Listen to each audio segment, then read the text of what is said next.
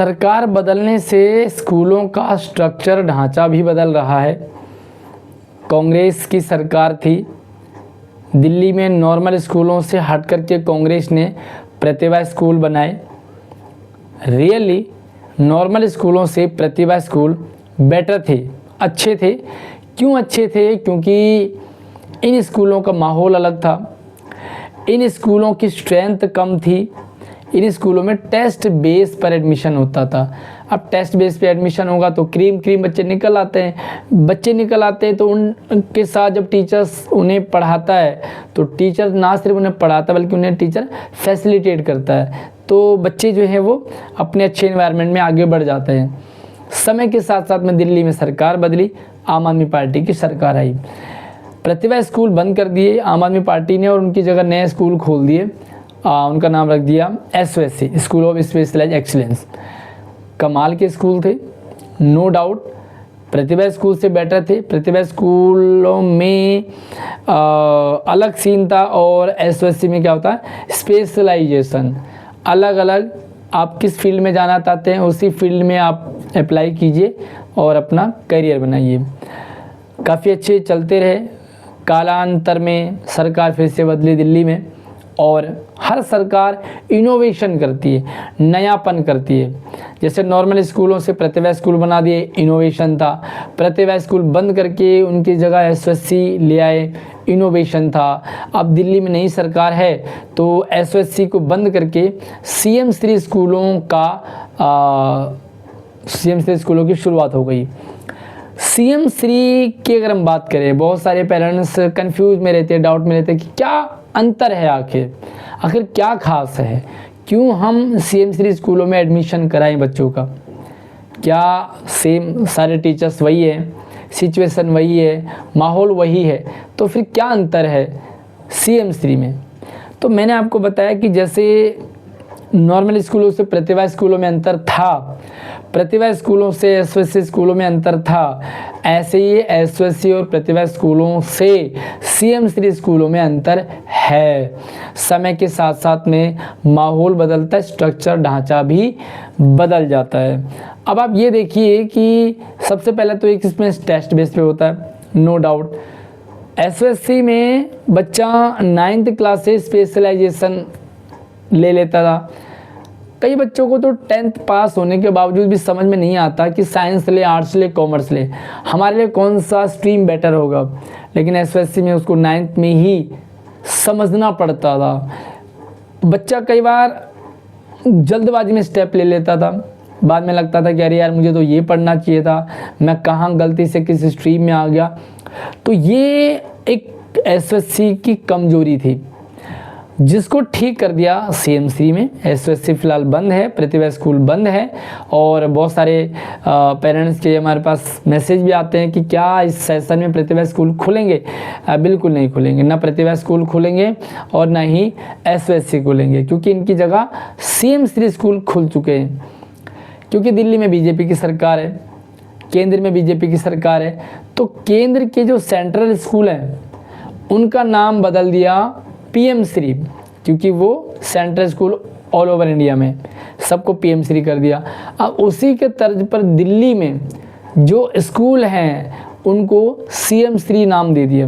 लेकिन ना ये सिर्फ नाम बदले हैं बल्कि इनका स्ट्रक्चर कहीं मायने में बदला है। सबसे पहली चीज़ मैं आपको बता देता हूँ कि पहले साल जब CM3 स्कूलों के फॉर्म निकले, मैंने अपडेट आप लोगों को किया। कई बच्चों के पर्सनली फॉर्म भरे, कई हमारे रिलेटिव में भी थे, उनके भी फॉर्म भरवाए। एंड जब उन्होंने एडमिशन लिया, उनसे मैंने रिव्यू लिया कि भाई क्या स्थिति है CM3 की, तो उनका कमाल का एक्सपीरियंस था कि बहुत अच्छा एक्सपीरियंस है, बहुत अच्छे स्कूल हैं। क्यों अच्छे स्कूल हैं ये समझ लीजिए।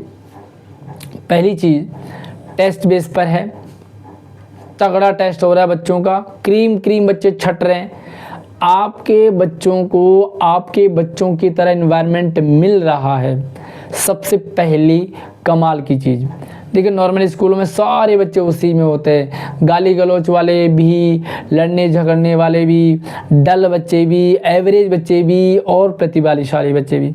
अब आपको गाली देने वाले बच्चे तो सब जगह हो सकते हैं, ये बात बिल्कुल सच है कि गाली देना पढ़ने लिखने से काफ़ी अलग है, क्योंकि हाई प्रोफाइल वाले पढ़े लिखे बच्चों को भी हमने गाली देते हुए देखा है। तो यार ये गालियों वाला सीन तो खैर अलग है, पर आपको एक ऐसा इन्वायरमेंट मिलेगा कि आप ही की तरह बच्चे स्मार्ट है, वहाँ सारे टेस्ट क्वालिफाई करके गए।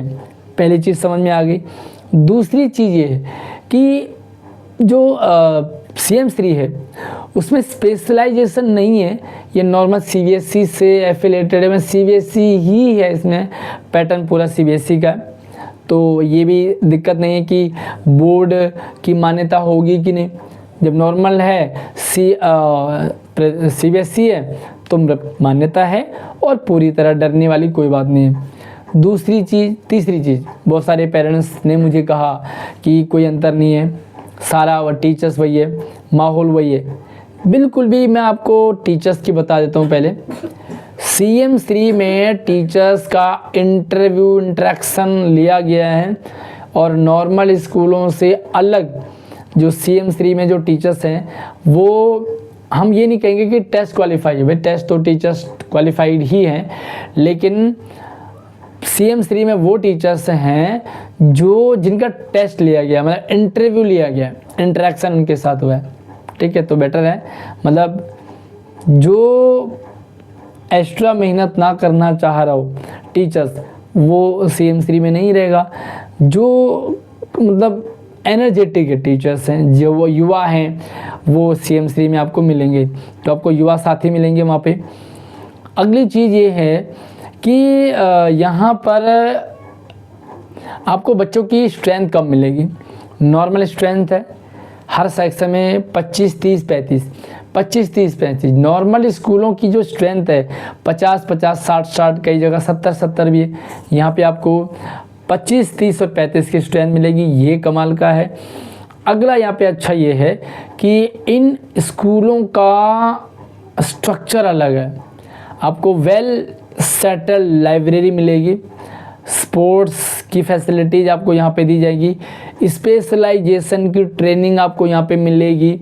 आप किस फील्ड में जाना चाहते हैं आपको गाइडेंस मिलेगा, आपको उसके अकॉर्डिंग माहौल प्रोवाइड करवाया जाएगा। JEE नीट के लिए प्रिपेयर किया जाएगा बच्चों को। साथ ही इन स्कूलों को स्मार्ट क्लासरूम में कन्वर्ट कर दिया गया है, अभी भी चल ही रहा है, मतलब हर क्लास में स्मार्ट बोर्ड, टीचर्स आपको स्मार्ट बोर्ड से पढ़ा रहे हो, आपको स्मार्ट लैब मिलेगी, आपको कंप्यूटर लैब पूरा रहेगा, हर चीज़ का आपको यहाँ पे लेबोरेटरी और सब कुछ मतलब वेल सेटल मिलेगा। यानी कि जो यहाँ का माहौल है वो आपको ओवरऑल अच्छा मिलेगा। तो आप ये कह सकते हैं कि प्रतिभा स्कूल और SOSC से बेटर देन CM3। तो आप CM3 में आंख बंद करके एडमिशन लें। जिन्होंने फॉर्म भर दिया है वो तैयारी में लग जाइए, क्योंकि टेस्ट बड़ा तगड़ा तो नहीं आता, लेकिन हाँ क्योंकि सीटें लिमिटेड हैं तो उन्हीं बच्चों को लिया जाएगा जो बच्चे बहुत स्मार्ट हैं, अच्छी पढ़ाई करते हों, अच्छा इन्वायरमेंट आपको मिल जाएगा। बाकी कुछ डाउट सवाल कन्फ्यूजन CM3 स्कूलों को लेकर के, इनके माहौल को लेकर के, पढ़ाई को लेकर के, टीचर्स को लेकर के, इन्वायरमेंट को लेकर के, तो आप मुझसे कमेंट में भी पूछ सकते हैं, व्हाट्सएप और इंस्टाग्राम से भी आप मुझसे जुड़ सकते हैं। प्लीज़ आपसे रिक्वेस्ट है, कॉल कोई भी ना करें, आप मुझे मैसेज कर सकते हैं। इंस्टाग्राम पे फॉलो कर लीजिएगा और व्हाट्सएप पे भी आप फॉलो ज़रूर कर लीजिए। बाकी यूट्यूब चैनल तो आपने सब्सक्राइब कर ही लिया होगा, क्योंकि मैं यहाँ पे सिर्फ एजुकेशनल अपडेट शेयर करता हूँ। अगली वीडियो में नए टॉपिक के साथ मिलते हैं, तब तक आप चैनल को सब्सक्राइब कीजिए ताकि कोई भी अपडेट आपसे मिस ना हो सके। जय हिंद।